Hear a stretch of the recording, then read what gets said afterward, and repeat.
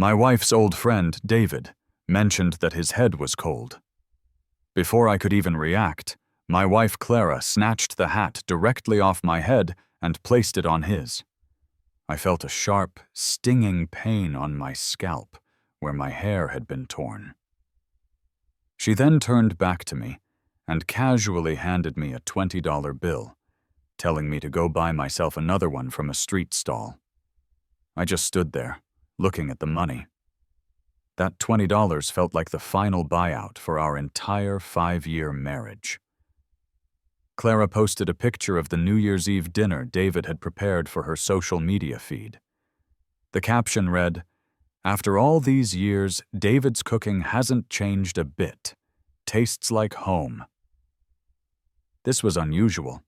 Clara rarely posted online, maybe once a year, if that, and when she did, it seemed it was always about David. A little while later, David posted his own photo. It showed him, his son Leo, and Clara, all smiling together. "Home is wherever you are," he wrote. "A family of 3, forever and always." The words felt sharp as I read them. Clenching my jaw, I just hit the like button. A moment later, my phone was ringing. It was Clara. "Sam, what is wrong with you?" she asked. "Do you have to ruin things when people are trying to have a nice family get-together?" "David just posted something, that's all. Did you have to go and upset him? Can't you just let people enjoy the holiday in peace?" I could hear David's muffled voice in the background. "It's okay, Clara. I'm used to it. I know Sam doesn't like me. As long as Sam's not mad, I can go to him and apologize." Clara immediately went to comfort him. "You're just too nice. That's why people walk all over you. His stomach's been bothering him lately, so he's been cranky. Don't pay him any mind." And just like that, I was left hanging, listening to the empty line. I don't know how long it was before she finally hung up. I sat there at the dining table, phone in hand, just staring. The food I'd made was completely cold by now. It was New Year's Eve, a night for families to be together. I was all alone, forcing down the cold dishes, trying to ignore the knot in my stomach. The next morning, New Year's Day, I woke up with a jolt, even though fireworks are banned in the city. I reached over to the other side of the bed. The sheets were cold.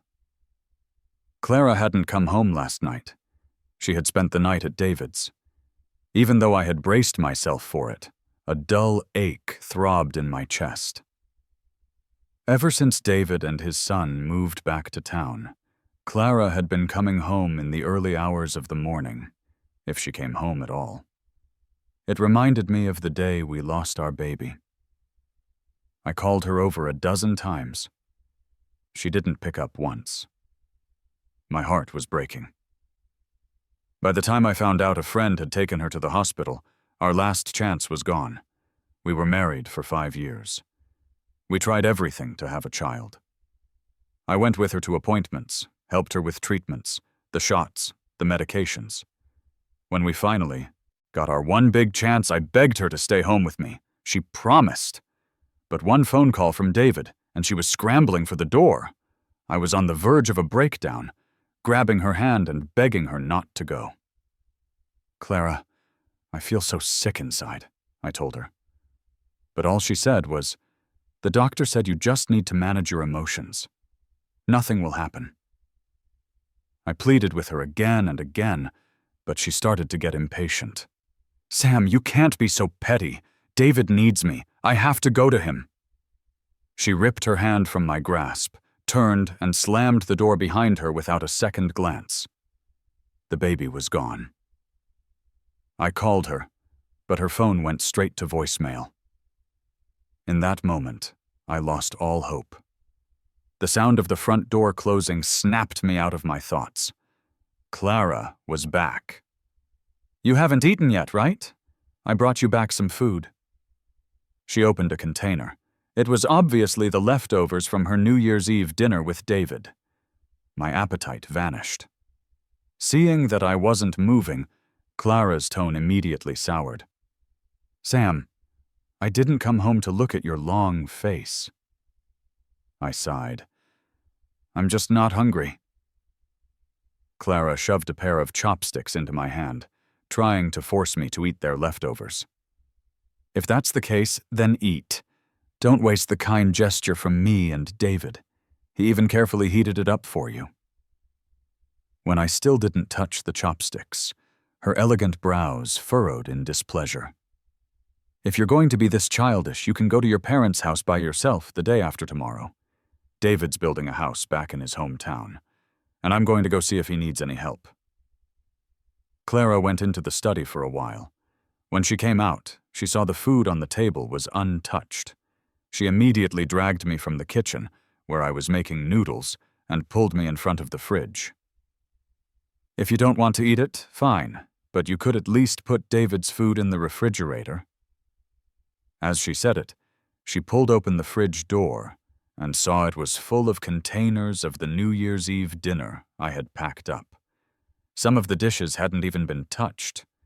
Braised meatballs, garlic shrimp, steamed sea bass.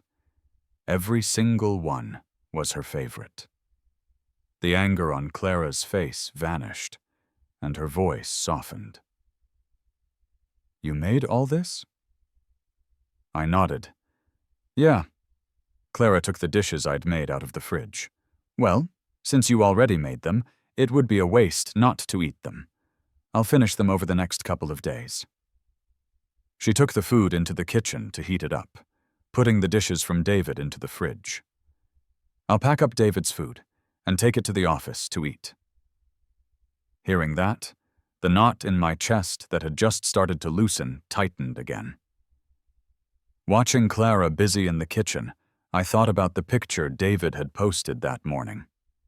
Clara was wearing an apron, also bustling around a kitchen, making breakfast.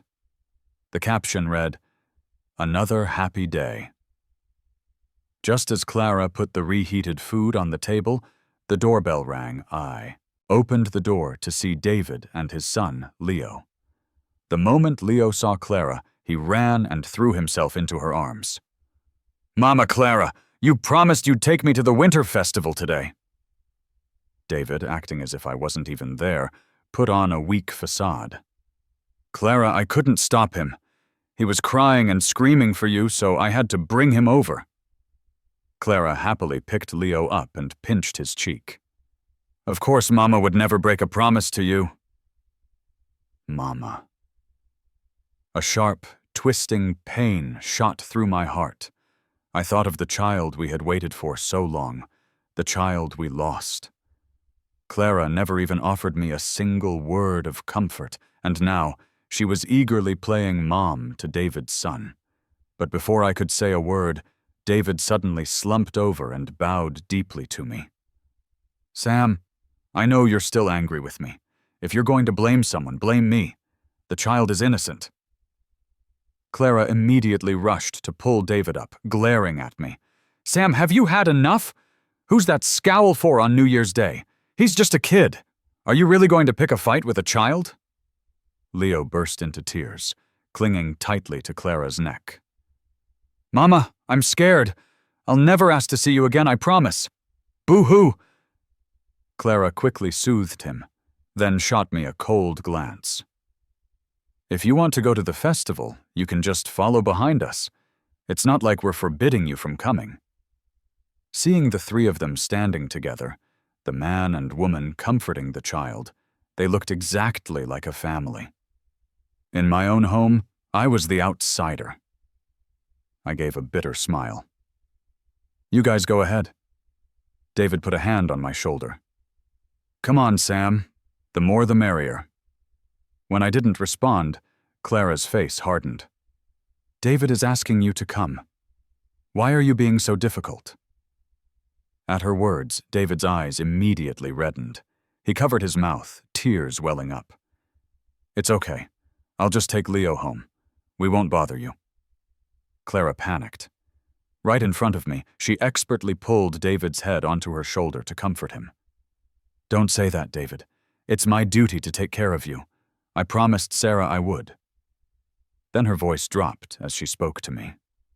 Sam, don't let my dead friend down. Clara linked her arm with David's and practically dragged me to the parking garage. Once there, David smoothly opened the passenger side door and got in, leaving me to sit in the back with Leo. It wasn't until Clara started the car that David turned around, feigning surprise. Oh, Sam, I'm so sorry. I shouldn't have sat here. I'll get out and switch with you right now. He put his hand on the door handle. Clara turned the steering wheel. The doors are locked. Just stay there, David. We're all family. There's no need for all that fuss. During the entire drive, I watched Clara and David chat happily.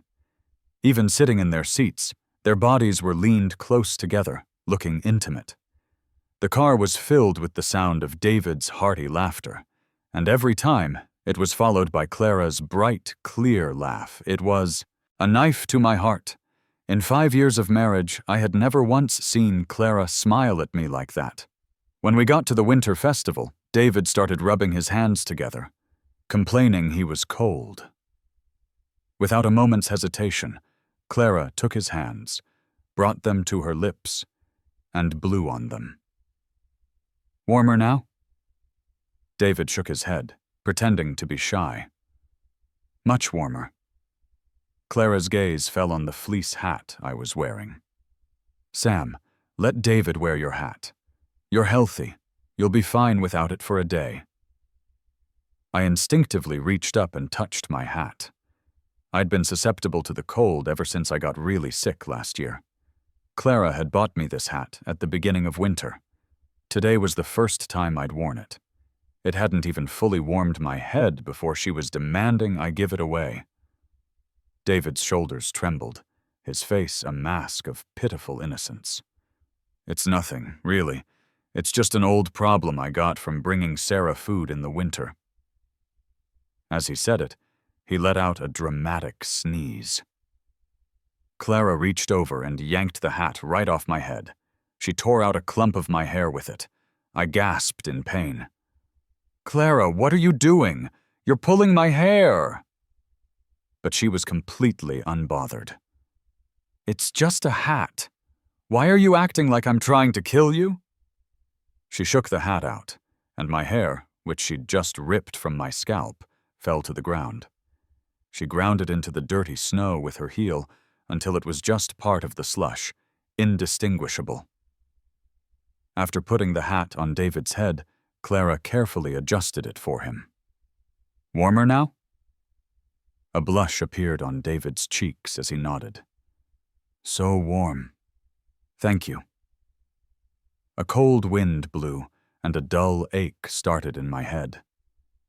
I said to Clara, Honey, can you buy me another hat? My head is starting to hurt. Clara glanced at me, pulled out her phone, and sent me a $20 transfer. See if you can find something at one of the stalls. Better to wear something than catch a cold, and have me take care of you. She had completely forgotten about the last time I was sick. My nose stung, and my eyes began to water. Clara, I'm your husband. Clara picked up Leo and took David's hand. I never said you weren't.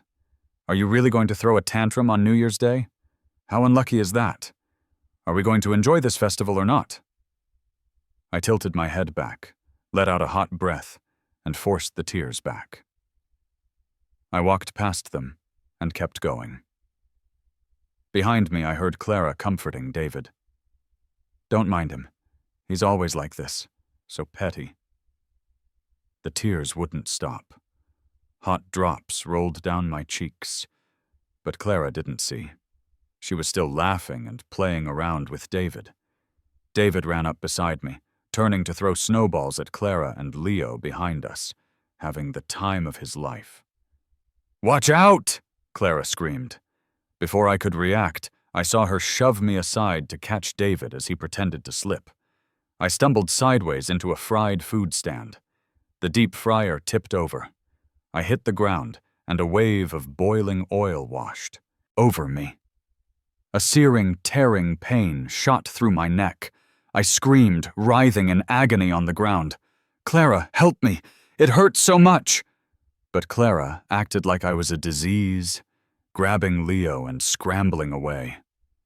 I watched her back retreat, tears streaming down my face, feeling nothing but despair. Finally, the pain was too much, and I passed out. When I opened my eyes again, I was in a hospital bed. Seeing I was awake, Clara said, her eyes red, "Sam, you're finally awake." My throat was so dry, it felt like it was on fire. Clara said, "Thank God it's winter and you were wearing thick clothes. Only the skin on your neck was burned." Something felt wrong. Just then, a doctor came in and glanced at Clara. "Mr. Evans, I'm very sorry, but due to the damage from this accident, you will have a permanent scar on your neck." My mouth fell open in shock. In my mind, I had already made a decision. I said nothing, just slowly pushed her hand away. I forced myself to stay calm. My voice trembled as I spoke. "Clara, let's get a divorce." Clara froze. "Sam, are you delirious from the fever?" I shook my head. "I've never been more clear." She gripped my hand. "Sam, the most important thing right now is for you to get better. Don't think about nonsense." I pulled my hand back, my expression cold. "You can go now." Clara refused. "I know this is when you're at your weakest. I'm not going to leave you. I'll stay by your side, always and forever." Just then, Clara's phone suddenly rang. It was David. Clara shot to her feet, her voice tense. "What? Leo's terrified? I'll be right there." She left without a second glance. I leaned back against the headboard and slowly closed my eyes. A tear slid from the corner of my eye. It was the last tear I would ever shed for this marriage. During my entire hospital stay, Clara never once came to see me. The day before I was discharged, she finally showed up, carrying a thermos of soup. "Sam, David caught a cold these past few days, so I couldn't come see you. Please don't be mad." I replied calmly, "I'm not mad." Before, I probably would have demanded to know if she had any room for me in her heart, maybe even started a huge fight. But not this time. My calmness seemed to stun her. "I know you're still angry about what happened, but I already explained it to you. David didn't do it on purpose." Even now, she was still defending him. If David hadn't deliberately slipped right next to me, Clara wouldn't have pushed me, and none of the rest would have happened. Our chance to have our own child wouldn't be gone. Thinking of that, I suppressed my emotions and took a deep breath to calm down. Seeing my cold attitude, Clara sighed. "David has a follow-up appointment at the hospital today. I had to bring him his soup, so I thought I'd stop by and see you." She was only here to see me because it was convenient. In Clara's heart, there was only room for David, and the soup she was protecting so carefully was also made for him. When I didn't say anything, Clara reached out and stroked my hair. "I promise I'll come pick you up when you're discharged, okay?" I turned my head slightly. "I'm tired." Clara was taken aback. I had never said those two words to her before. On the contrary, Clara often used them to end our conversations. After we lost the baby, I tried to talk to her many times, asking her to spend more time with me, to try to save our marriage, our relationship, by keeping her distance from David. But every time, Clara would just say, "I'm tired." It left me feeling completely helpless. I was fighting to save our marriage, treasuring what we had. But Clara refused to communicate, time and time again. The moment I tried to tell her how hurt I was, she would say, "Why are you so petty? It's not easy for David raising a child on his own." I could sympathize with David's difficulties, but who was there to sympathize with me? Seeing my icy demeanor, Clara had no choice but to say, Get some rest. Try to be more open-minded, and don't hold a grudge against anyone." With that, she picked up her thermos and walked out of the room without looking back. On the day of my discharge, Clara came to pick me up. She carried my duffel bag, walking ahead of me, talking to David on the phone the whole time. She never once glanced back at me. When we got to the parking garage, she tossed my bag onto the passenger seat, started the car, and drove about 30 feet away. I stood there, watching her car get smaller and smaller. Her mind was completely on David. She had forgotten I was even standing next to her. I don't know how long passed before Clara turned the car around and came back. She rushed out and reached for me. "Sam, I'm so sorry. I forgot you hadn't gotten in the car." I took a step back, keeping a distance between us. "It's fine. I can get a cab home." She slapped herself on the head, full of regret. "It's all my fault. I was so busy talking to David. Leo just asked when I was coming home, and I completely forgot about you." I opened the car door and said flatly, "Get in." The second Clara opened the door to our home, David, wearing an apron, walked over with a huge smile, like he was the man of the house. "Oh, Sam's here. Quick, come in and sit down." I looked around, then glanced at the number on the door. It was definitely my house, so why did it feel like I had walked into David's? Leo ran over and hugged Clara's leg. "Mommy, you're finally back. I don't know the words in my book. Can you teach me?" Clara picked him up. "Of course, sweetie. Mommy will teach you in a little bit. Let's get Uncle Sam settled in first." David patted Leo's head.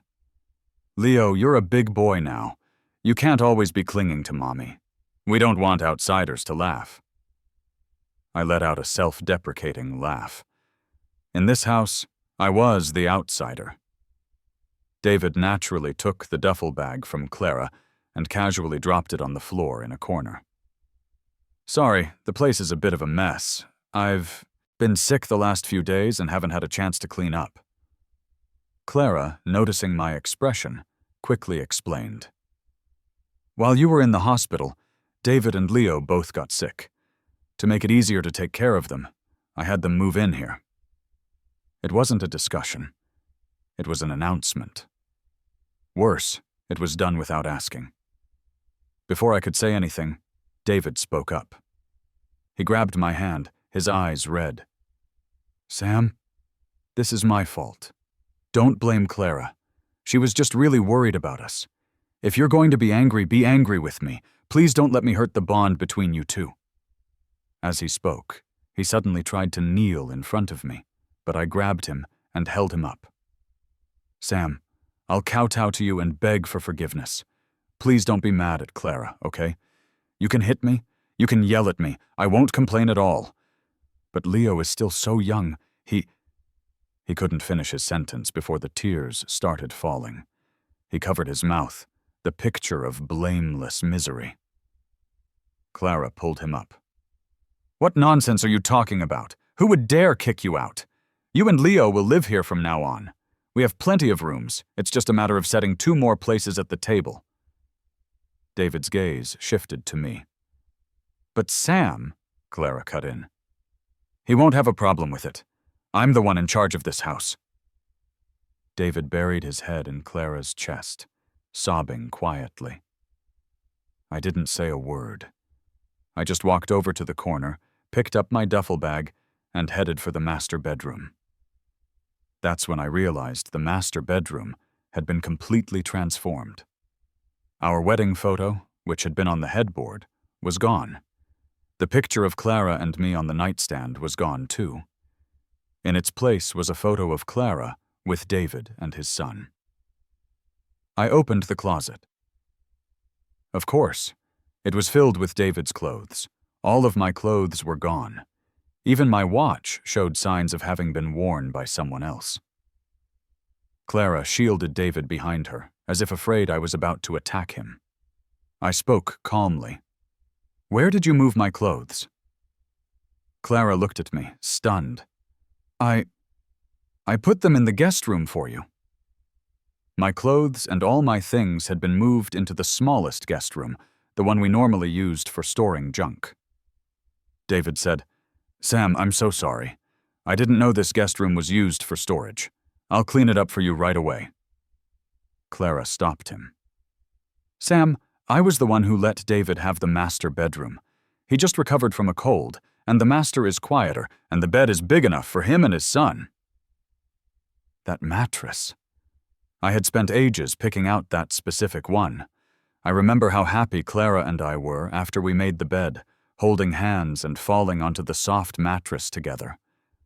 And now, without my permission, she had let another man sleep on it. This house was no longer my home. I called my best friend, Ben, and asked him to pick me up. Clara gripped my duffel bag, refusing to let go. "Sam, what is this? I brought you home from the hospital and you're still going to throw a fit?" I just let go, abandoning the bag. Clara screamed in anger. "Sam, how long are you going to keep this up?" Ben grabbed my arm. "Why are you wasting your breath on this woman? Let's go." Without another look at Clara, I put my arm around Ben's shoulder and walked away. Clara shouted after me, "Sam, you're going to regret this." As I stepped into the elevator, Clara's expression changed and she started to run after me. But David grabbed her arm. "Clara, my head hurts a little." Clara hesitated for 2 seconds, then stopped. "It's cold outside. Let's go back in. You don't want to catch another cold." The moment the elevator doors closed, I knew. My marriage to Clara was over. Once I was settled in at Ben's place, I called my lawyer, Mr. Harrison. "I want a divorce. Could you please draft the papers for me?" Clara called me several times, but I didn't answer. So she started bombarding me with texts.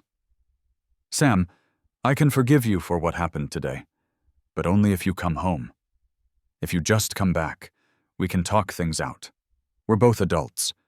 Can you stop being so childish? I know you're still mad at David, but like I said, it has nothing to do with him. If you have to blame someone, blame me." I have nothing to say.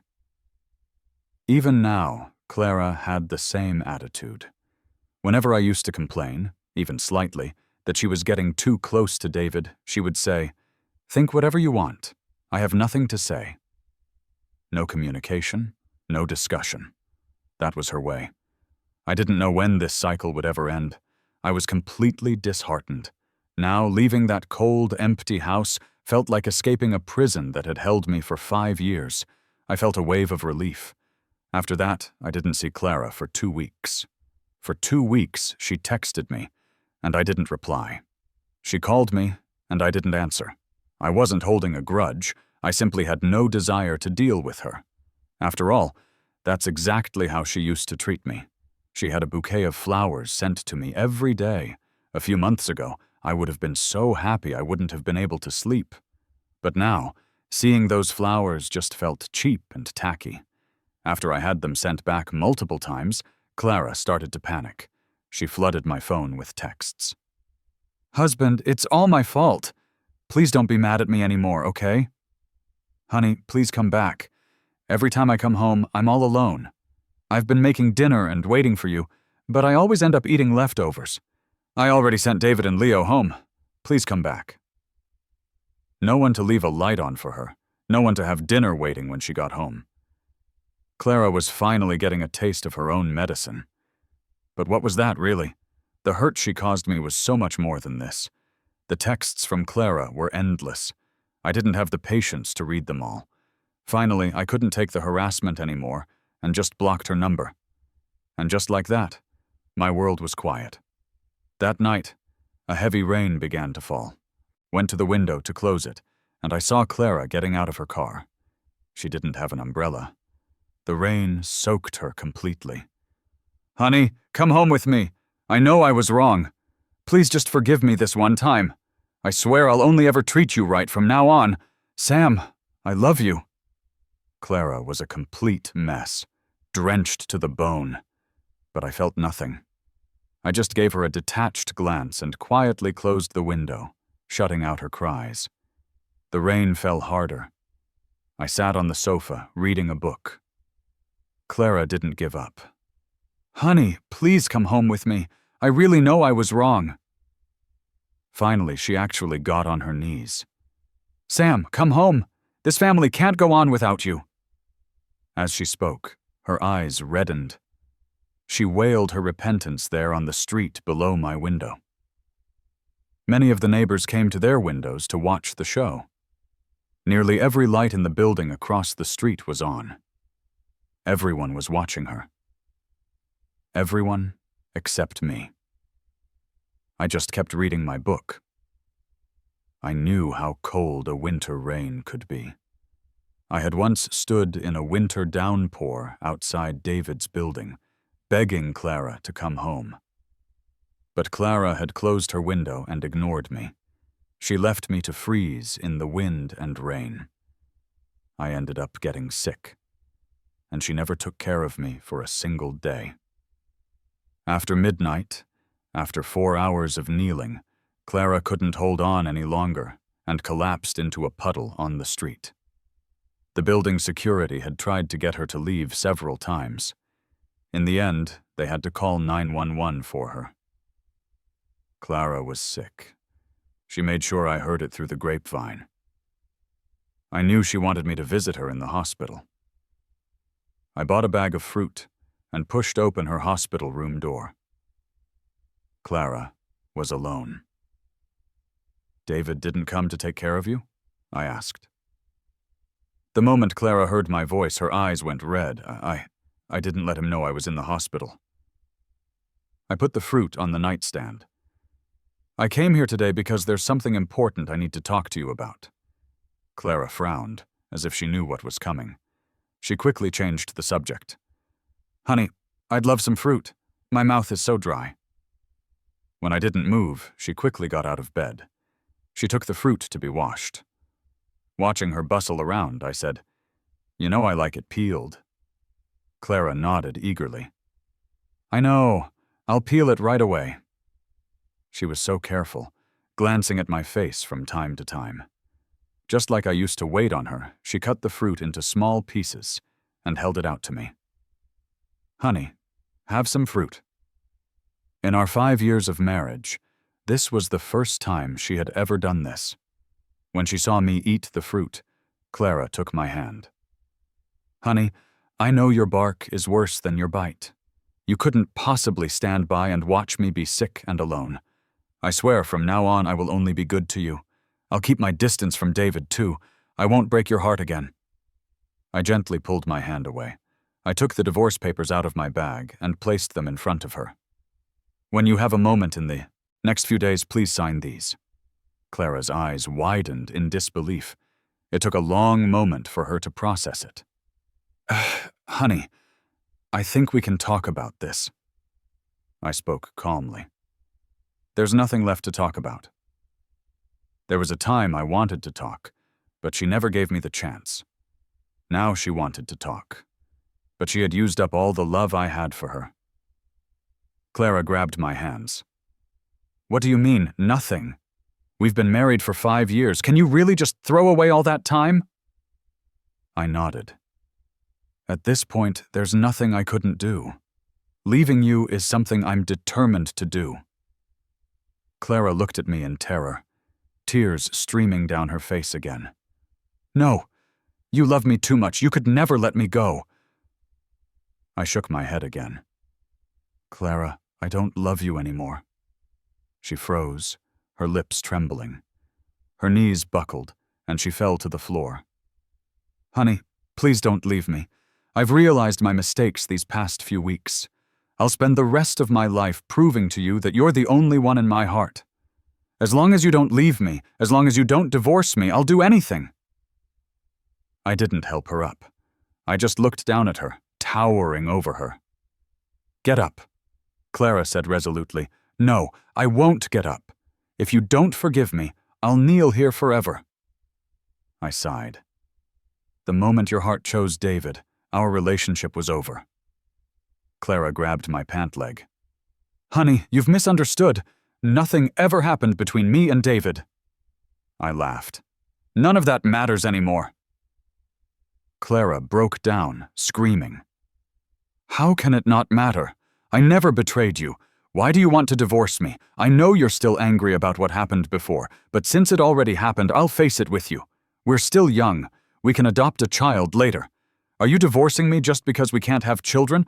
I once swore I would take care of you for the rest of my life. I can't break my promise. When she had vented all her emotions, the room fell silent. I said calmly, "It's a shame you already broke your promise." That shut her up. She was speechless. I stood up and said to the kneeling woman on the floor, "I hope the next time you contact me, it's because you've signed the divorce papers." Clara, still on her knees, shuffled forward and wrapped her arms around my legs. "Honey, I won't sign them. I won't let you leave me." I pulled my leg free with a slight effort. "If you won't sign, then we'll settle it in court." Seeing my firm stance, Clara shook her head, unable to accept it. "Sam, you'll regret leaving me." I walked to the door, then turned back to her. "If I don't divorce you, I'll regret it for the rest of my life." Clara collapsed onto the floor, watching helplessly as I left. 2 weeks passed. Clara still hadn't signed the divorce papers. When I called her, she always used work as an excuse. She refused to sign. I told her, "Since you won't sign, I'll see you in court." Clara asked me, "Honey, can we please not get a divorce?" My voice was ice cold. "I'm giving you 1 more week." I hung up the phone. But Clara was dead set on not divorcing me. Finally, I took a copy of the papers to her office. "Still not going to sign?" Clara looked panicked. "Honey, I don't want a divorce." I placed a pen on her desk. "It's right here. Read it line by line. If there's anything you're not happy with, we can discuss changing it." Clara looked pained, her hands clasped together, begging me. "Sam, I really don't want a divorce. I love you. For the sake of our years of marriage, can you please give me 1 more chance? I've thought it over these past few days, and I can't divorce you. If I lose you, what's the point of living?" With that, she tore the divorce papers into pieces and threw them in the trash right in front of me. I calmly took another copy of the papers from my bag and placed them on the desk. "No matter how many copies you tear up, I can always print more." Clara broke down, clutching her head. "Sam, I'm begging you, please stop pushing me." I laughed coldly. For all these years, who was the one pushing whom? If it weren't for her, would my marriage have turned into this? My voice was calm as I said, "Clara, there's no going back for us. Because I don't love you anymore. I just want a divorce." In the end, Clara signed the papers. Holding the signed divorce agreement, I stood outside her office building. I looked up at the sky. In that moment, the sky seemed clearer than it had ever been. The weight that had been pressing on my heart was finally gone. When I left, Clara was a sobbing, pathetic mess. I had never seen her cry so heartbrokenly. I didn't know if she was crying for our failed marriage or for losing me. After the 1-month cooling-off period, Clara and I met at the courthouse. David had his arm possessively linked with Clara's. He smiled at me and said, "Sam, long time no see." When Clara saw me, she raised her arm and deliberately pulled her hand away from his. David was left hanging, looking incredibly awkward.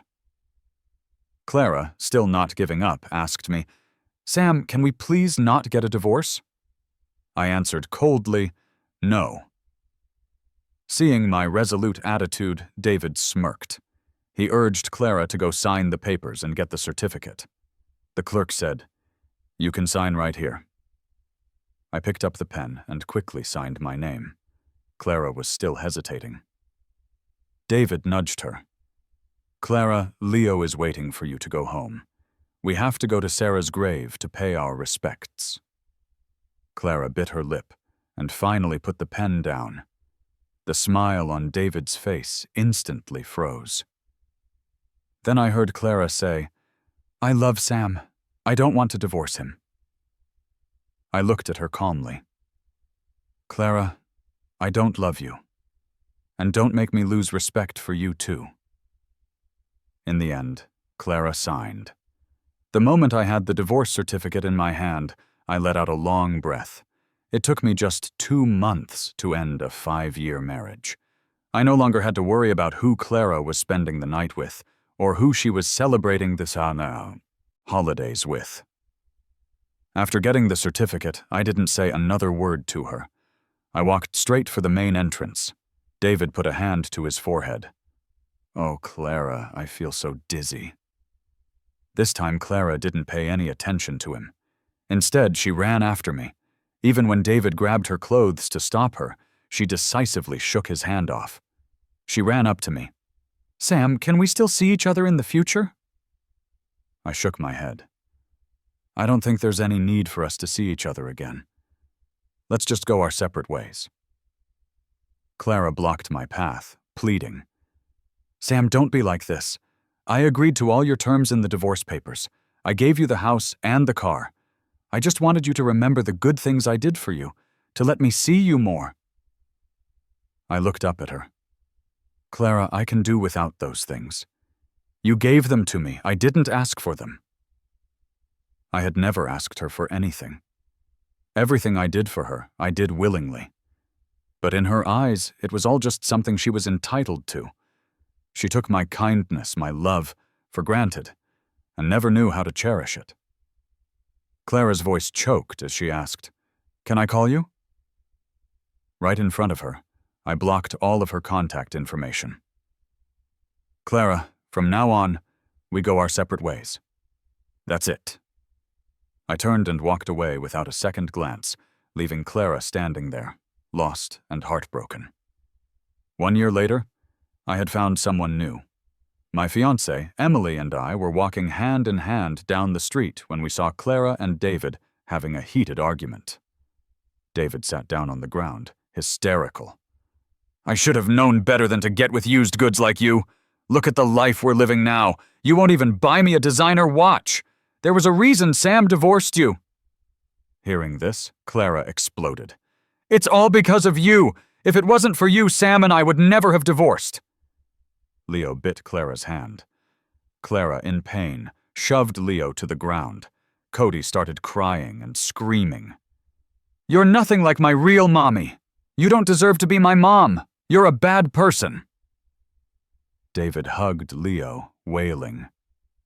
"Clara, how could you lay a hand on a child? Have you forgotten Sarah?" Before he could finish, Clara cut him off. "Stop threatening me with Sarah all the time. I told you I would never marry you. You're the one who wouldn't leave me alone. In my heart, until the day I die, I will only ever love Sam." Then, David and Clara started fighting physically. They wrestled and grappled, somehow ending up in the middle of the street. Together, they knocked over a food stall's deep fryer. The hot oil splashed all over both of them. It was summer, and they were both wearing short sleeves. Large patches of exposed skin were instantly scalded and blistered. Screams and wails filled the air. I couldn't help but think, what goes around comes around. Today was also my birthday. Emily gave me an exquisite watch. At the same time, she pushed a small gift box toward me. I opened it excitedly. Inside was a pregnancy test. 2 pink lines. Underneath was an ultrasound report. The blood test confirmed she was pregnant. I hugged Emily excitedly, a laugh escaping my lips. "Emily, we're going to be parents.